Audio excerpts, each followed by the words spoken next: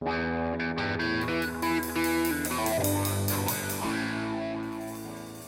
Under the Dome is an innovative new approach to how we manage the social services conference in the evening. It's going to include live theatre, there's going to be panel discussions, and we're going to have street food.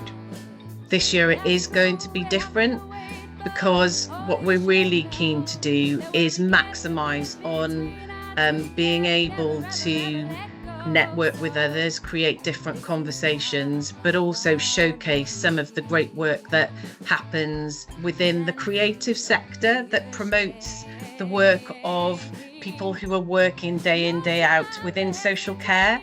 There's plenty to look forward to on this evening, but for me, I think the bit I'm most excited about is the immersive theatre that was going to be put on by Hijinx, who are a specialist learning disability theatre group. It looks like it's going to be really exciting. The ADSS Group are really excited to be sponsoring the Connect Under the Dome event at this year's conference and continue to work in partnership with ADSS Cymru, the important work that they do.